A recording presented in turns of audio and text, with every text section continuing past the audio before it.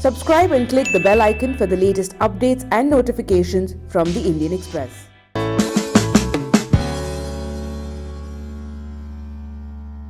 पहला जो 5 साल था सर, उसमें कोई ऐसा काम हो जो खत्म नहीं कर पाए, और पिछले टर्म में आपका जो सबसे बड़ा अचीवमेंट रहा है वो क्या रहा है, और अगले 5 साल के लिए आपका क्या? 2-3 चीज़ें जो हमारा कमिटमेंट था और जिसको कि हमने काफ़ी हद तक पूरा किया था। जैसे कि हम चाहते थे कि जो मराठी और स्पेशली मुस्लिम और उसमें भी जो गर्ल्स हैं उनका ड्रॉप आउट रेट ज़ीरो हो जाए। 72% था, हमारी कोशिश थी कि ये ज़ीरो ड्रॉप आउट रेट होना चाहिए, लेकिन 42-43% ड्रॉप आउट रेट रह गया। लेकिन वो भी हम उसको बहुत कोई क्रेडिट नहीं मानते, क्योंकि वो भी साउथ की कुछ स्टेट्स और महाराष्ट्र, कर्नाटक, ऑफ कोर्स कर्नाटक वगैरह, और ये अपना असम, इसकी वजह से थोड़ा ड्रॉप आउट रेट जो है वो घटा है।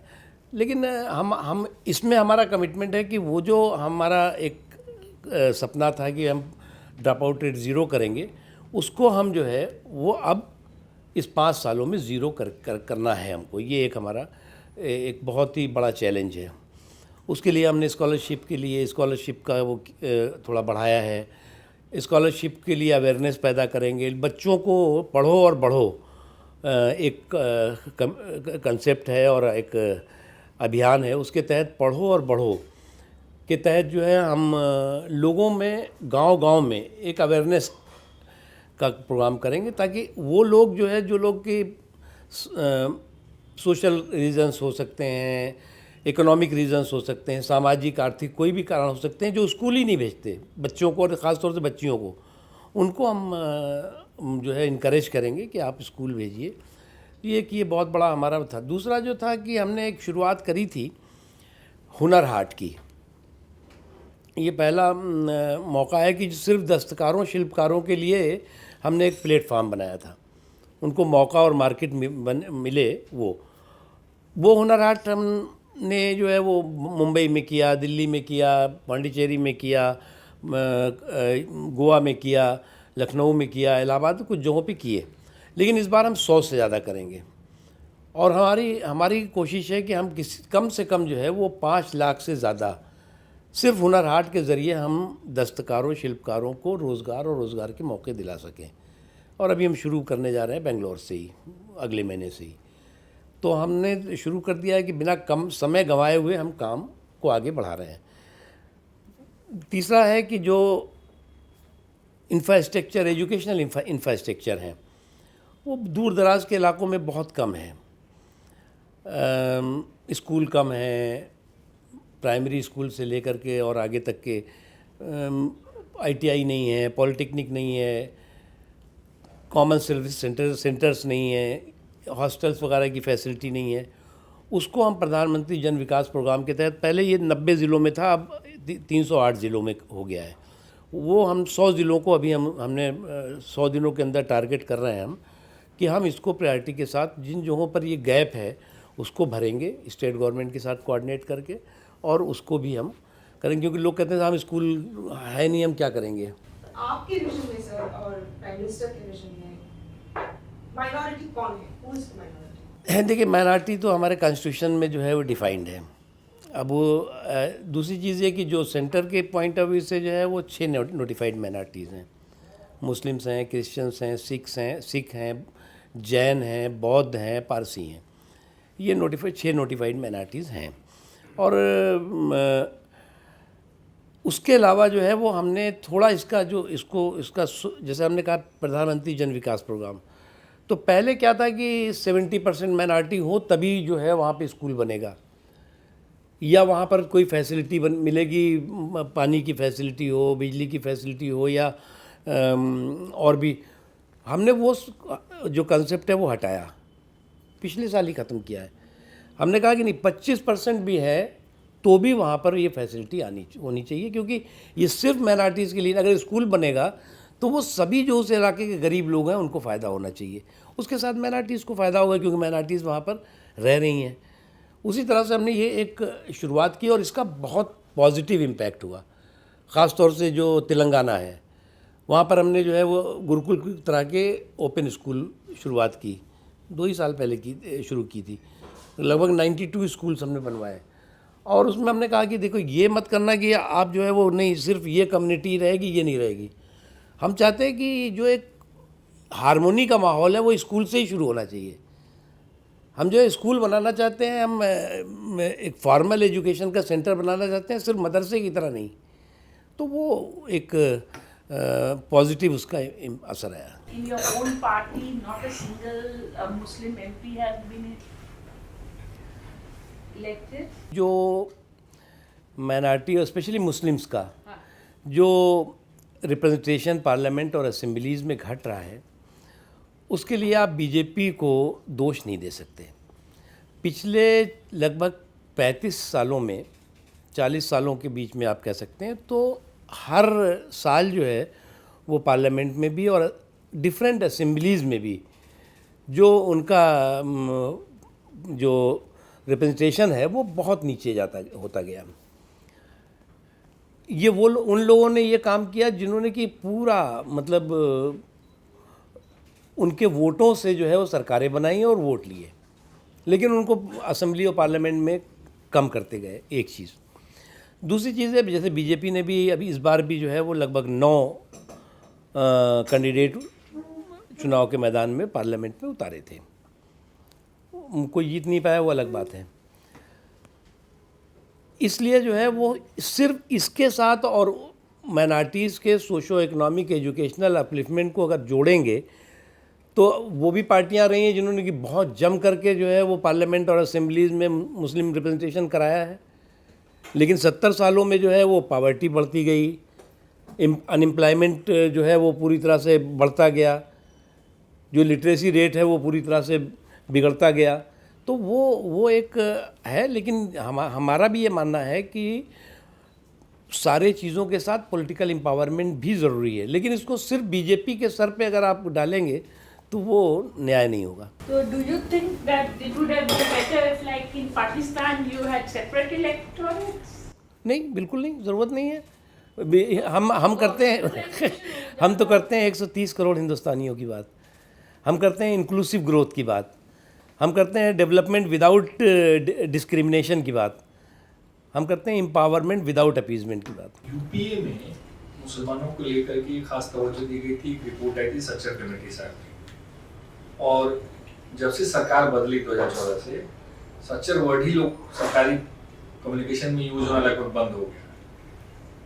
उसने कुछ सच्चाइयां बयां करी थी, मतलब सिर्फ राजनीतिक पूर्वाग्रह के कारण जो सच्चाई बयान किया उस पर आप लोग ध्यान नहीं देंगे, मतलब जिससे लगता है आप लोगों ने कंप्लीटली दरकिनार कर दिया क्योंकि वो किसी दूसरे सरकार के टाइम का रिपोर्ट है। जो सच्चर कमेटी की रिपोर्ट है वो कांग्रेस पार्टी की नाकामियों का एक बहुत बड़ा पुलिंदा था। वो रिपोर्ट आई और कांग्रेस पार्टी ने अपने दफ्तर में उसको रख करके और उसके बाद उसमें दीमक उमक खा गई होगी, पता नहीं। लेकिन हमने फोकस किया, हमने जैसा आपको कहा कि 3 हमने एजुकेशन पे फोकस किया, एम्प्लॉयमेंट पे फोकस किया, सोशो इकोनॉमिक एम्पावरमेंट में फोकस किया, तो ऑफ कोर्स जो उस वक्त के हालात रहे होंगे सच्चर कमेटी के लोगों ने उस हालात को उसमें बयान किया होगा। लेकिन जब जो डेवलपमेंट है, डेवलपमेंट का जो है वो मिजाज मोदी जी के समय में बदला है। फॉर एग्ज़ाम्पल, अब जब पक्के मकान बन रहे हैं गरीबों के, तो फिर किसी से ये पूछ के नहीं बन रहे हैं कि साहब ये तो मुसलमानों का इलाका है कि हिंदुओं का है कि सिखों का है कि पारसियों का है, ईसाइयों का है। इकोनॉमिकली बैकवर्ड हैं आप, गरीब हैं, आपके मकान बनने चाहिए, आपके यहाँ बिजली आनी चाहिए, लालटेन ख़त्म होनी चाहिए, लाइट आनी चाहिए। उसके लिए जो है वो आप किस कास्ट के हैं, किस कम्युनिटी के हैं, ये कोई उसका क्राइटेरिया नहीं है। आयुष्मान से लेकर के और जो किसान सम्मान निधि है, आपको मालूम है मुद्रा योजना में मोर देन 32% माइनॉरिटीज़ को फ़ायदा हुआ है, क्योंकि गरीब हैं, वो चेक नहीं किया गया कि साहब। लेकिन जब डिटेल आ रही है तो डिटेल में दिखाई पड़ रहा है कि तो इसमें 32% माइनॉरिटीज़ है, क्योंकि वो छोटे छोटे, उनको 50,000 मिल गया तो उन्होंने छोटी दुकान कर ली, छोटा सा कारखाना कर लिया, छोटा सा कोई काम कर लिया। तो इसी तरह से और भी जो योजनाएं हैं, वो जो गरीब है, जो नीडी है, उसको जो है वो फोकस करके किया गया। इसलिए जो सच्चर कमेटी ने क्या कहा वो इम्पोर्टेंट नहीं है, हम क्या कर रहे हैं वो इम्पोर्टेंट है। सुप्रीम कोर्ट में एक याचिका आई थी कि 8 स्टेट्स में हिंदूज का population have gone down and they have become a minority and उनको माइनॉरिटी स्टेटस देना चाहिए कभी, और सुप्रीम कोर्ट ने कमीशन फॉर माइनॉरिटीज को रेफर किया था वो मैटर फरवरी में। इस पर आपका क्या राय है सर?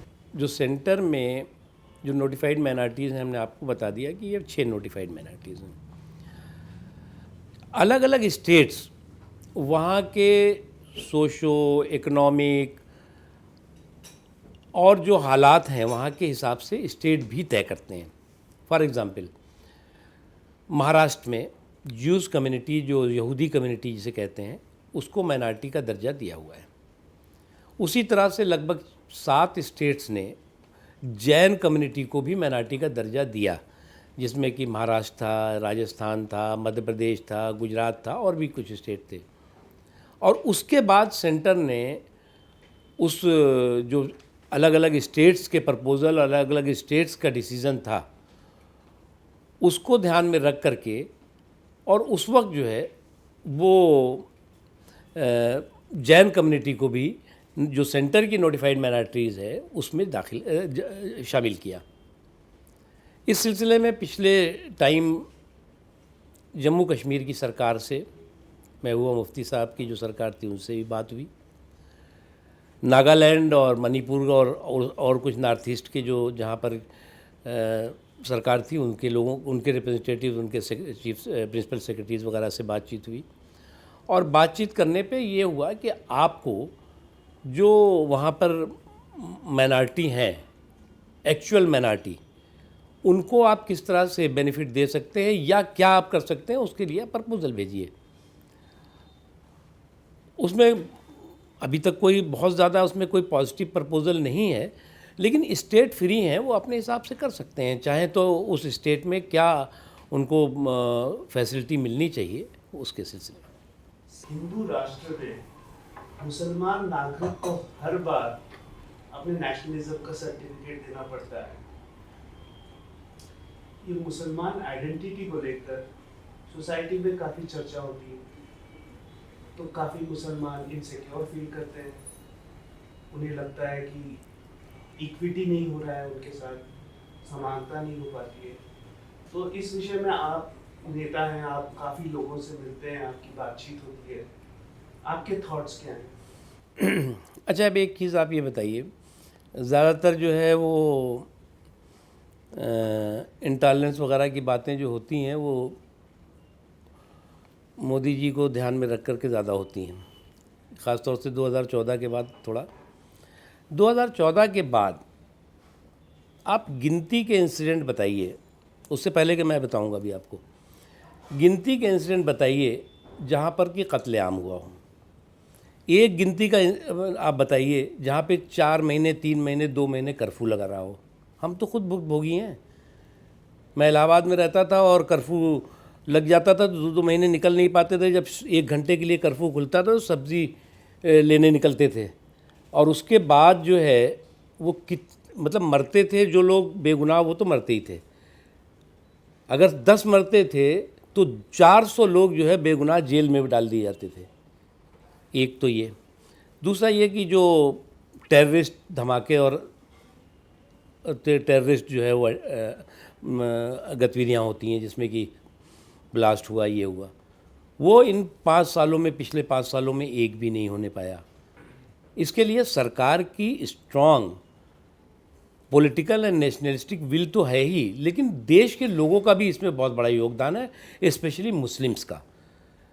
ये हमारी सरकार पूरी तरह से बहुत ईमानदारी के साथ कहना चाहती है कि अगर ISIS, अगर जो है वो अलकायदा हमारे देश में जड़ें नहीं जमा पाया, जबकि तमाम बड़े बड़े यूरोपियन कंट्रीज़ में, तमाम बड़ी बड़ी कंट्रीज़ में जो है उन्होंने अपने जड़ें जमाई और एक्टिविटी का सेंटर अपने को बनाया, और इंडिया में नहीं सफल हुए, तो उसमें जो है इंडियन मुस्लिम्स का बहुत बड़ा हाथ है, बहुत बड़ा उनका योगदान है। इसलिए उनके राष्ट्रभक्ति पर, उनके नेशनलिज्म पर न कभी किसी को शक था, न कभी शक है और न शक रहेगा। और जहाँ तक उनकी फ्रीडम की बात है, जो कॉन्स्टिट्यूशन ने गारंटी दी है वो तो है ही, लेकिन जहाँ फ्रीडम की बात है कि इंडिया अकेली जगह है जहाँ पर कि खुले तौर से, खुलेआम सड़कों पर भी नमाज़ पढ़ते हैं ज़रूरत होती है तो। हिंदुस्तान अकेली जगह है जहाँ पर मस्जिदों में जो है वो लाउड स्पीकर से अजान भी होती है।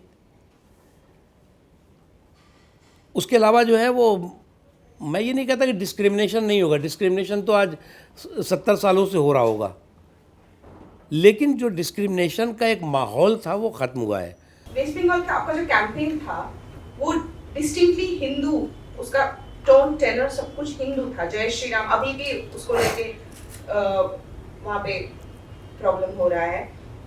जय श्री राम का मतलब जय Shri Ram became your calling card वहाँ पे।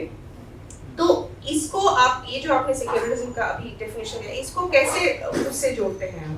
तो अगर आप जय श्री राम को जो है वो कम्युनल मानते हैं तो फिर महात्मा गांधी सबसे बड़े कम्युनल थे। रघुपति राघव राजा राम पतित पावन सीताराम हे राम।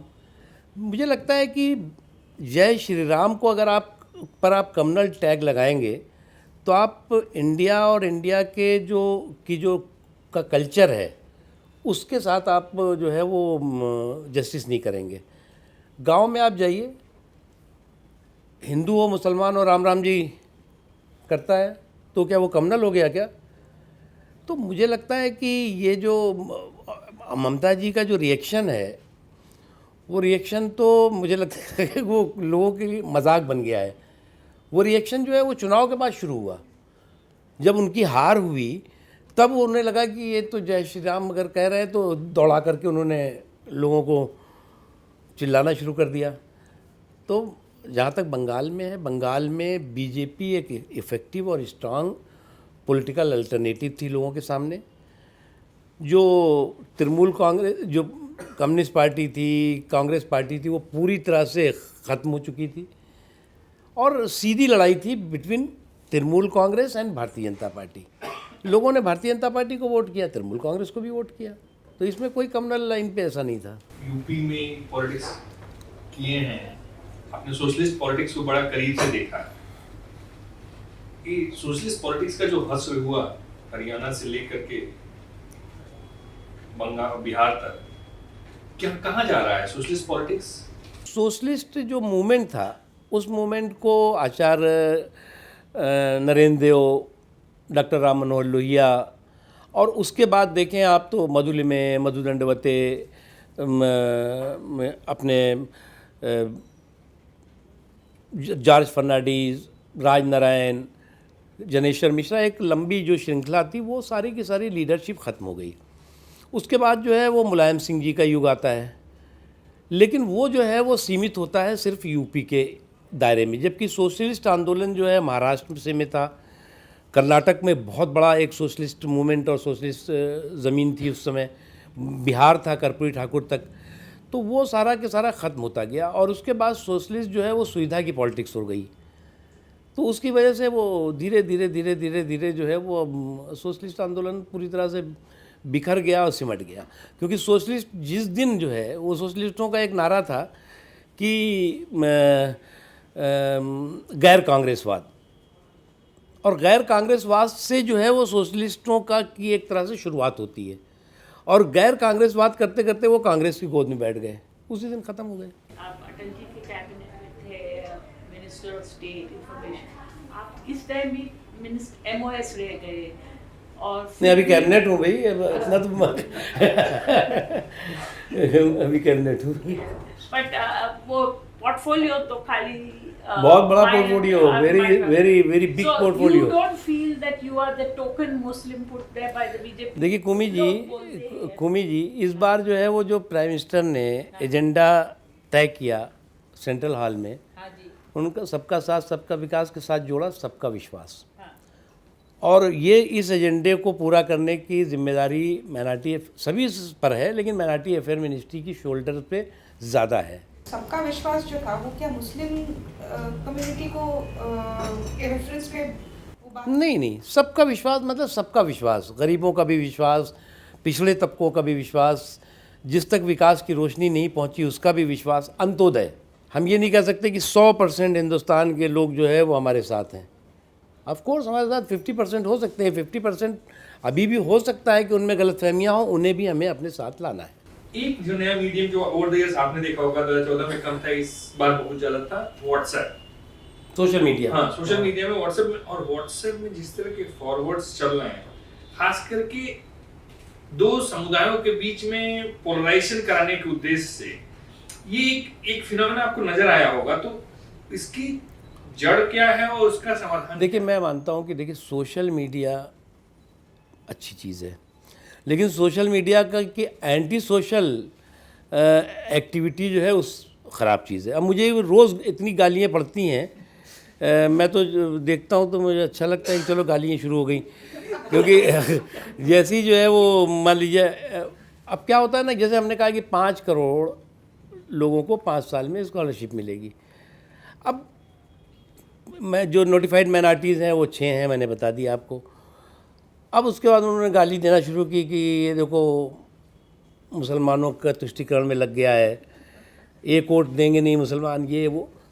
मेरा ये कहना है ना कि ये जो मुझे कल हमारे एक कुलीग थे मिनिस्टर बता रहे थे कि साहब हम लगभग इससे ज़्यादा जो है वो स्कॉलरशिप SC ST और OBC कम्युनिटी को देते हैं, सोशल जस्टिस मिनिस्ट्री। तो हम कह रहे हैं समाज का जो कमज़ोर तबका है उसको उस तक जो है वो विकास की रोशनी पहुंचनी चाहिए, एजुकेशनल एम्पावरमेंट उसका होना चाहिए, एक माइंडसेट होता है। इसलिए सोशल मीडिया की जो एंटी सोशल एक्टिविटी है वो बहुत ख़तरनाक है। और जो आपने जैसा कहा कि इलेक्शंस में फेक तरीके से, गलत फैब्रिकेटेड तरीके से पिक्चर बनाना, स्टोरी बनाना, और उसके बाद जो है वो व्हाट्सएप पे और ये जो फेसबुक या ये फला ढिमाका पे पूरी तरह से बहुत तेज़ी से उसको जो है फैलाना, ये सब एक कॉमन चीज़ थी।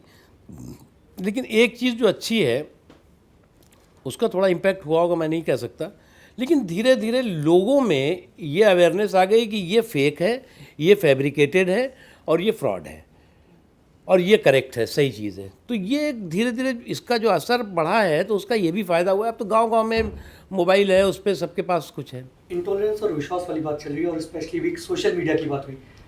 ठीक है, ये सब कुछ टाइम पहले तक था कि सोशल मीडिया पे ये डिबेट्स हैं, बहुत ज़्यादा रियलिटी में नहीं है।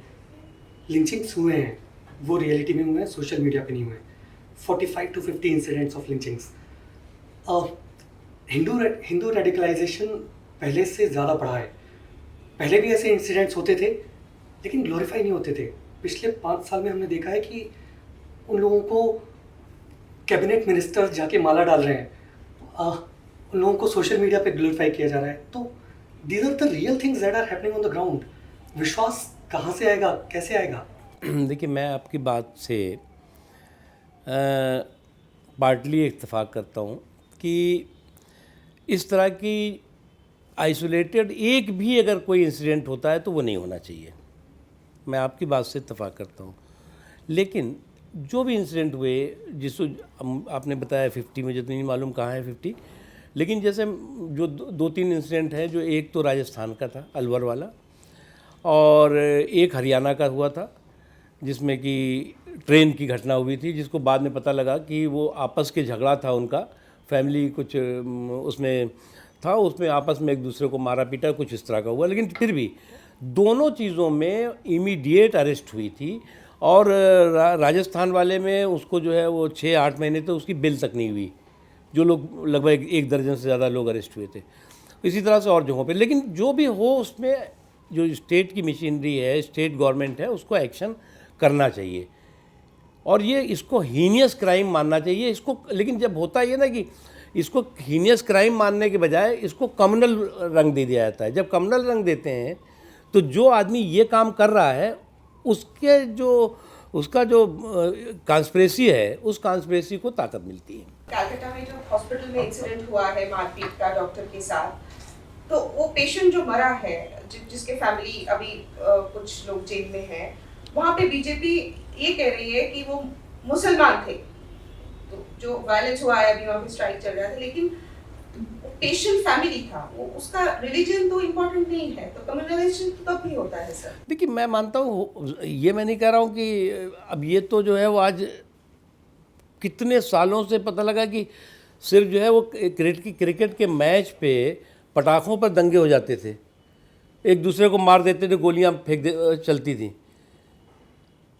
और भी चीज़ों पे होता था, वो मैं डिटेल, तो इसलिए ये एक था, लेकिन ये कम हुआ है, बिल्कुल ज़ीरो होना चाहिए, मैं इससे फेवर में हूँ। आज भी जो है शहरों में भी मुसलमान जो है उन्हें घर डिनाई किया जाता है, ईटिंग हैबिट्स पे जज किया जाता है, तो इस पे आपका क्या राय है ऐसे लेजिस्लेशन लाने में? देखिए, मैं जहाँ तक सवाल है एजुकेशनल इंस्टीट्यूशंस में बच्चों के एडमिशन का, कुछ घटनाएं हुई होंगी तो मुझे नहीं ज़्यादा जानकारी है, लेकिन ज़्यादातर जो है वो इस वजह से कि वो किसी धर्म का है, किसी पर्टिकुलर कम्युनिटी का है, वो उसको एडमिशन न दिया गया हो, ये बहुत कम ऐसा देखा गया है। जो आपने दूसरी एक दो घटनाएं होती हैं जिसमें कि किसी को किराए पे मकान नहीं दे रहे हैं, कुछ नहीं दे रहे, वो एक मुझे लगता है कि एक बीमारी है। उस बीमारी को जो है वो हमें, उस माइंडसेट की बीमारी को हमें थोड़ा दूर करना होगा। यूनिफॉर्म सिविल कोड के बारे में जब जो वेस्टेड इंटरेस्ट है वो जब इसके बारे में लोगों को बताता है, तो उसके बारे में बताता है कि देखो यूनिफॉर्म सिविल कोड आया तो फिर जो है वो इसका मतलब ये कि कोई तुम नमाज़ नहीं पढ़ पाओगे, तुम चर्च में नहीं जा पाओगे, तुम जो है वो गुरुद्वारे भी नहीं जा पाओगे, तुम्हारे धर्म का सारा अधिकार ख़त्म हो जाएगा। ये बिल्कुल गलत है। यूनिफॉर्म सिविल कोड का कतई ये मतलब नहीं कि उसके धार्मिक अधिकारों पर कोई बंदिश होगी। ये नहीं, मैं इसीलिए कह रहा हूँ ना, धार्मिक अधिकारों पे कोई, जहाँ तक पर्सनल लाज हैं, पर्सनल लॉ जैसे मुस्लिम पर्सनल लॉ है, आपका ये कहना है, यही कहना होगा, तो मुस्लिम पर्सनल लॉ जो है वो एक पार्ट ऑफ दी हमारा सिस्टम है। उसको जो है वो यूनिफॉर्म सिविल कोड पे जब डिबेट हो, डिस्कशन होगा, तो डिफरेंट पर्सनल लॉज पर भी डिस्कशन हो जाएगा। ये कोई बहुत बड़ा मुझे नहीं लगता कि कोई ये बहुत बड़ा, लेकिन अभी एट प्रेजेंट बगैर किसी कंसल्टेशन के यूनिफॉर्म सिविल कोड के बारे में कोई एकदम से नहीं आ रहा है, स्काई लैब की तरह नहीं है। सर 2018 में हज बिना सब्सिडी का हुआ, उसका तजुर्बा कैसा रहा सर? देखिए, ये सब्सिडी जो है वो कोई टच नहीं करता था। सब्सिडी का हाल भी वही है जो अभी बताया आपने, कॉमन सिविल कोड कहता था इसको तो टच किया तो गए। तो ये तो मोदी जी की सरकार का ही डिसीज़न था, और हमने इसमें इनफॉर्मली तमाम, क्योंकि सीधे हज तो मुस्लिम कम्युनिटी से जुड़ा हुआ है, तो हमने कई स्टेक होल्डर और कई इम्पॉर्टेंट लोगों से अलग अलग इससे पहले बात करी। हमने कहा भैया देखो, एक बात समझ लो, जो सब्सिडी है उस पर गाली तुम्हें बहुत मिलती है, बहुत मिलती थी गाली कि इनको क्यों सब्सिडी देते हो। हमने कहा तुम्हें गाली मिलती, तुम्हें इस गाली से हम मुक्त कराना चाहते हैं, और हम कोशिश करेंगे कि सब्सिडी के में जो तुम जितने पैसे में जाते हो सब्सिडी के साथ, हो सकता है उससे कम में तुमको ले जाए। उनका कैसे पॉसिबल होगा? हमने कहा ट्राई करते हैं, देखते हैं। तो बगैर सब्सिडी का हज हुआ, और इत्तेफाक से उस टाइम 25,000 का कोटा भी बढ़ गया था, 1,50,000 से 1,75,000 हो गया था। तो और भी प्रॉब्लम हो गई थी कि अब तो इतने लोगों को ले जाना पड़ेगा। लेकिन वो सब्सिडी का, उस बार का जो सब्सिडी के साथ जो हज होता था, कुछ कम एम्बार्केशन पॉइंट जैसे मुंबई है, कलकत्ता है, लखनऊ है, बेंगलुरु है, कोची है, दिल्ली है, यहाँ पर जो है वो उससे सस्ता हो गया। और जो एम्बार्केशन पॉइंट्स हैं जिसमें श्रीनगर का थोड़ा बढ़ा, 1,000-1,500, गुवाहाटी का 1-1,500 बढ़ा, और किसी का 200 ऐसे बढ़ा। तो उससे ये पता लगा कि जो सब्सिडी के नाम पर जो है वो बहुत ही लूट हो रही थी, गड़बड़ झाला हो रहा था। उसी तरह से अभी जो 2 लाख जा रहे हैं वो भी बिना सब्सिडी के जा रहे हैं। और तीसरा जो था उसमें उस समय रिफॉर्म जो एक हुआ कि बिना महरम के जो है वो हज पर जाने का, वो भी उसकी स्टडी की गई कि साहब ये कहाँ से चला आ रहा है। तो उनका साहब सरकार ने, इंडियन गवर्नमेंट ने उस टाइम पे एक फ्रेम कर दिया था रूल कि साहब बिना महरम मतलब बिना बिना पुरुष रिश्तेदार के कोई महिला नहीं जा सकती, अकेले जा ही नहीं सकती। वहाँ के वो जो कानून है उसमें कानून है नहीं आ सकते हैं, बस कोशिश करें कि 3-4 के ग्रुप में आए, क्योंकि इतनी भीड़ होती है तो उसके पीछे उनका, तो वहाँ भी हम लोगों ने बात की, यहाँ भी की, और आकर के उसको जो है वो चेंज किया कि अब बिना महरम के भी महिलाएं जाएंगी। तो पिछली बार 1300 गई, इस बार जो है वो 2400-2500 जा रही हैं, एकदम से बढ़ा है। वक्फ प्रॉपर्टीज बहुत सारा पोटेंशियल है, बट लगता नहीं है कि वो उसको लीवरेज कर पाए। मतलब उतने छोटे छोटे प्लॉट पर तो पता नहीं कितना बैंक लेकर के कितने सारे कॉर्पोरेट ने कितने बड़ी इंडस्ट्रीज बना दिए, ये उस तरह से लीवरेज नहीं हो पाया है कम्युनिटी के वेलफेयर के लिए। क्या मतलब क्यों, मतलब इतने साल सबको ये समझ में आ रहा है, मतलब कोई ये रॉकेट साइंस नहीं, वो ठीक बात है। क्यों नहीं हो पा रहा? देखिए एक चीज़ है कि लगभग जो है वो 6 लाख के इर्द गिर्द वक्फ प्रॉपर्टी रजिस्टर्ड है, और मैं मानता हूँ कि डिफेंस और ये और थोड़ा रेलवे कह सकते हैं, उसके बाद सबसे ज़्यादा जो प्रॉपर्टीज़ होंगी वो वक्फ की प्रॉपर्टीज़ हैं। शायद रेलवे से भी ज़्यादा है, डिफेंस की नंबर 1 है, फिर रेलवे, फिर वक्फ है, फिर डिफेंस है, फिर ये है, पहला डिफेंस है, फिर वक्फ है, फिर रेलवे के पास है। हम लोगों ने भी ये किया है कि एक तो हम उसकी जियो मैपिंग कर रहे हैं सारी प्रॉपर्टीज़ की, और हम कोशिश करेंगे 1 साल में 100% उसका डिजिटाइजेशन भी हो जाए और जियो मैपिंग भी हो जाए। वक्फ जो बोर्ड्स हैं उनको हम वीडियो कॉन्फ्रेंसिंग से जोड़ करके एवरी वीक उनके साथ कंसल्टेशन करेंगे। जो वक्फ प्रॉपर्टीज़ हैं उनमें स्कूल बने, कॉलेज बने, हॉस्पिटल बने, हॉस्टल बने, ITI बने, ये इस तरह की स्किल डेवलपमेंट सेंटर बने, इसके लिए हम उनको इनकरेज करेंगे, और उसके लिए प्रधानमंत्री जन विकास प्रोग्राम के तहत हम उनको 100% फंडिंग भी करेंगे। पहले ये नहीं था, ये अभी जब चेंज हुआ है प्रधानमंत्री जन विकास प्रोग्राम, तो उसमें हमने ये प्रोविज़न भी डाला है, क्योंकि वक्फ बोर्ड्स के पास पैसे नहीं होते, वो तो बिल्कुल बुरी हालत होती है। इसीलिए हमने हर वक्फ बोर्ड को पिछले साल ही 4 एम्प्लाई दिए हैं। सेंट्रल वक्फ काउंसिल उनको जो है वो पे करती है, और उसमें 2 सर्वेयर हैं, एक लीगल ऑफिसर है, 5 हैं शायद, और 2 जो हैं वो डाटा एंट्री वहाँ का करने के लिए, क्योंकि अब जब आप डिजिटाइजेशन कर रहे हैं तो उनकी ज़रूरत, तो ये कोशिश कर रहे हैं रिफॉर्म करने की। लेकिन जो वक्फ की प्रॉब्लम है वो वक्फ की प्रॉब्लम किसी आउटसाइडर से नहीं है। जो वक्फ माफिया है, जो वक्फ इंक्रोचर्स हैं, वो विद इन द सिस्टम है वक्फ बोर्ड्स के। Thank you so much sir. Thank you.